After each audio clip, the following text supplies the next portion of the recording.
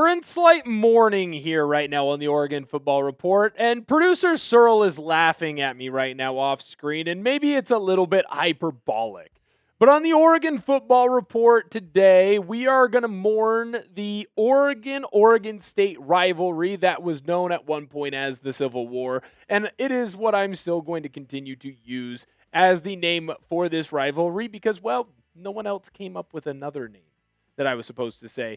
And I'm very frustrated as a fan of not just Oregon football, but Pacific Northwest football and traditions and rivalries and some of the best parts of college football. I am disappointed that we will not have this rivalry game, not just in 2026, but we're not going to have it in 2027 either. I'm going to go through everything that is going on with this game and why it is not happening and the different people that I am blaming for this game not happening year after year after year. By the way, I'm your host, Will Ortner. Make sure you turn on your notifications.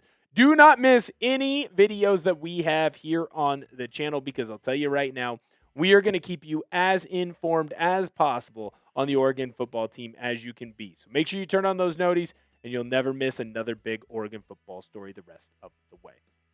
When we look at the Oregon football schedule for 2026, I do think that it is a very fun schedule when you dive into the nitty-gritty of it. Boise State, those games are always close.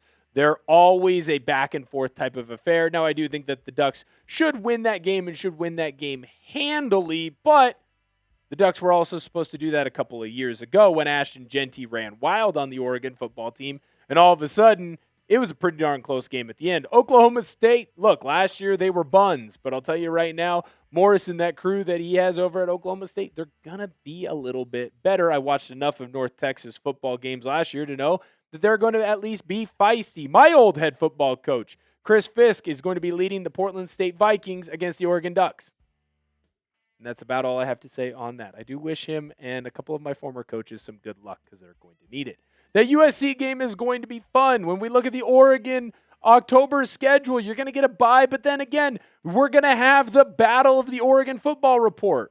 Host Will Ortner rooting for the Ducks. Producer Tom Searle rooting for the Nebraska Cornhuskers. Going to be a lot of fun in that one. Illinois, that's going to be a halfway decent game. Northwestern, not very good. November is going to be maybe the craziest schedule that I've ever seen from a top program in college football. You've got the Ducks taking on Ohio State. They're going to be a top 10 ranked team at that point. You're going to have the Ducks taking on Michigan, a team that I believe is going to be square in the playoff hunt, potentially could be in the top 10 as well. Michigan State, that's a team that's going to be a lot better. And the UW Huskies, which obviously is a rivalry game. That's obviously going to be a close one.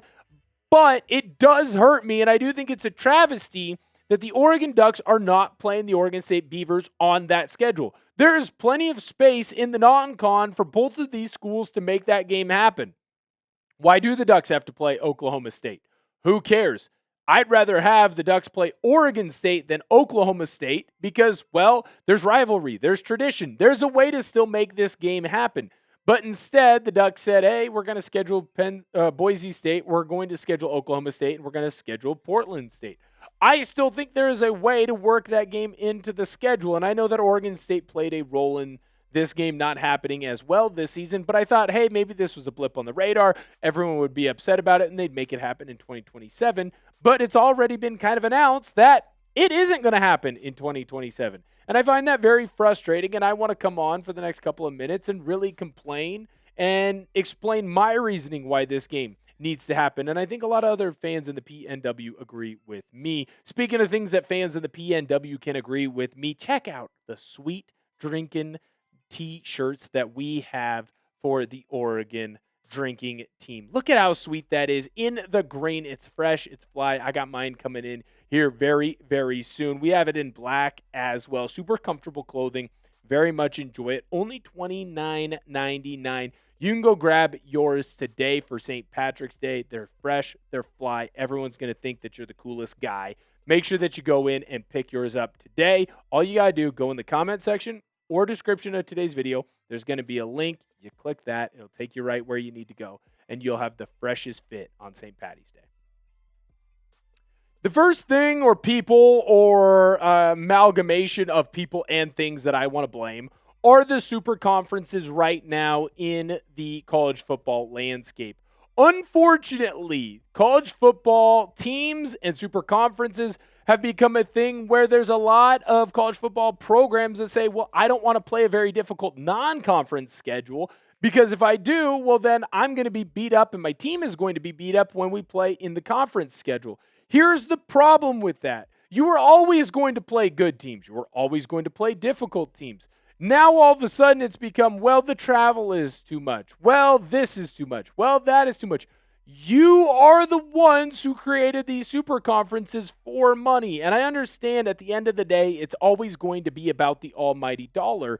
But that doesn't mean that I can't cry for the old days of yesteryear where we got to see traditions. We got to see big games that mattered, but also mattered to the region that we were in. Not just, oh, well, that's the number 5 team this year taking on the number 3 team this year in week 1 or week 2 or week 3 of the college football season.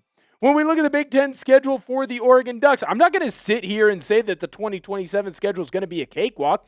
Ohio State and Penn State, those are going to be very good teams. That's going to be a brutal schedule. Michigan, very good team. Iowa's always hard to play against. UW, always going to be a difficult team to play against. Nebraska, plus you're talking about the Ducks and a ton of travel that's going to be equated with it. I get it. It isn't an easy schedule. And I also get that this year, in the year of 2027, the reason that this game isn't happening is more so because of Oregon State, because they would not acquiesce to some of the things that the Ducks wanted to do. But when you look at the non-conference schedule right now for the Ducks, they have Eastern Washington, which I do always think that it is fun that the Ducks find a way to play some of the local Big Sky teams. I think that is great. And then the Ducks are going to take on the Baylor Bears, a mid-tier Big 12 team, a team that the Ducks should handle. But hey, I'll tell you right now, anybody can beat anyone on a given Saturday. But there is no reason why this game shouldn't be figured out. There's no reason why that third non-conference game, which the Ducks are still looking for, can't be the Oregon State Beavers. Now, the Beavers have decided that they're not going to do that. They have their Pac-12 schedule that they have to figure out, which, by the way, I think we're still calling it the Pac-12, even though there's not 12 teams, but I am excited that the Pacific Coast Conference is going to return. Oregon State should have found a way to make this happen. Oregon should have found a way to make this happen. They should have come together and worked together against the super conferences so that way this game was always played.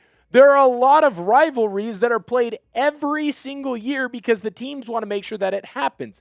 The Cyhawk, Iowa, Iowa State, they don't play in the same conferences, yet they find a way to play each other. Clemson, South Carolina, again, they don't play in the same conferences, but they find a way to play each other because that's what matters to the fan bases of those programs. That's what matters to the fan bases from those regions.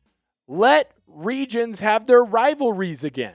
Make them important. Make them something that's a non-negotiable on your schedule.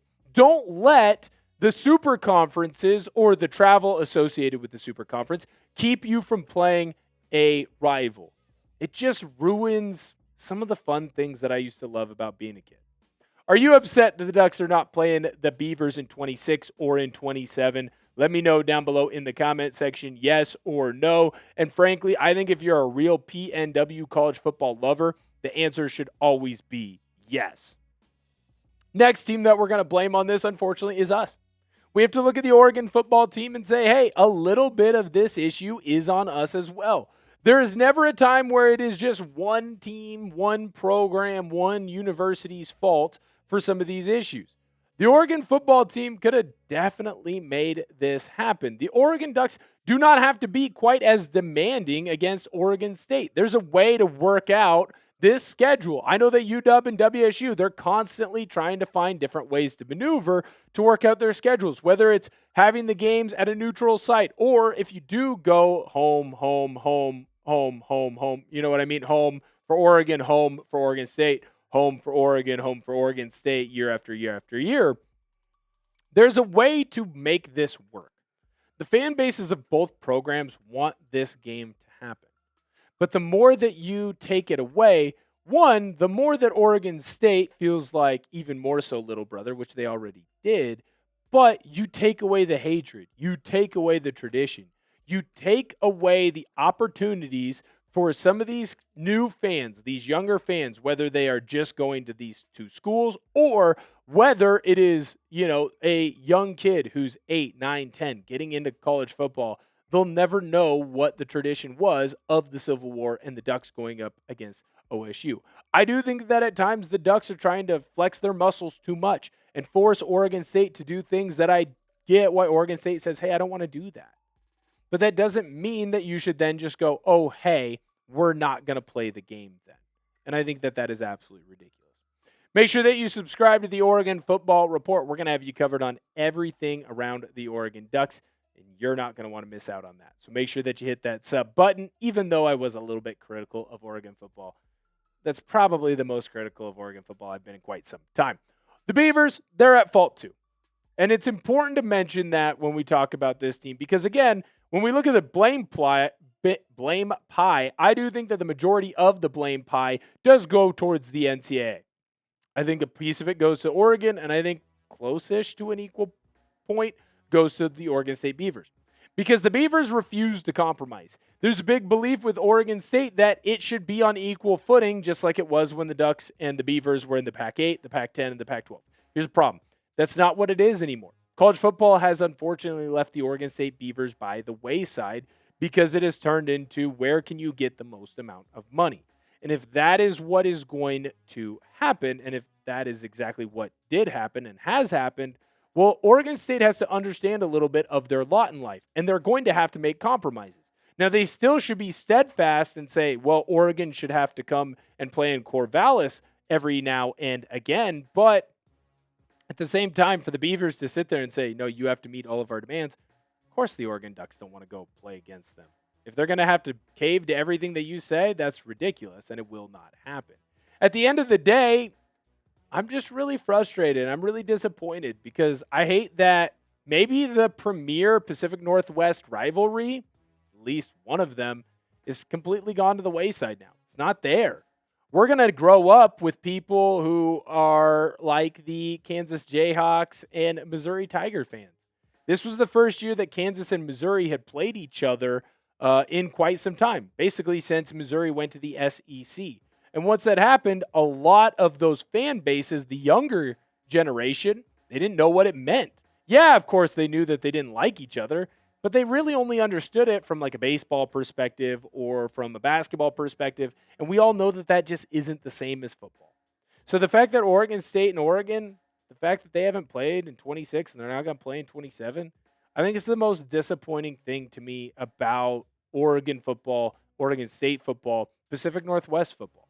We are seeing a once great rivalry be tossed to the side when it doesn't need to be, and it doesn't deserve to be.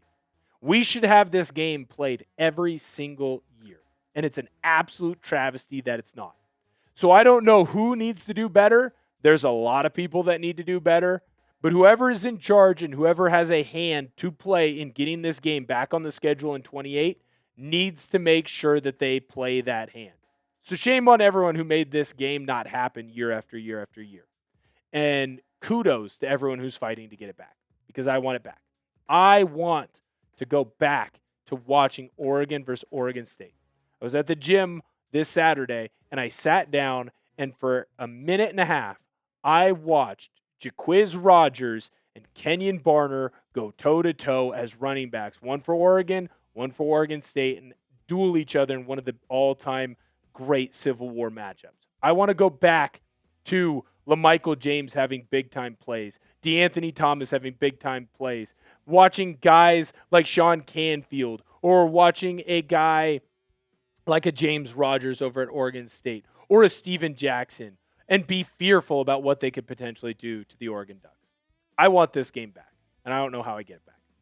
Make sure that you turn on your notifications for the Oregon Football Report. We always love and appreciate everyone who comes in and views all of our shows. And if you never want to miss another Oregon Football Report video, you got those notifications on. You'll get alerted as soon as we drop a video, so you'll never miss anything again.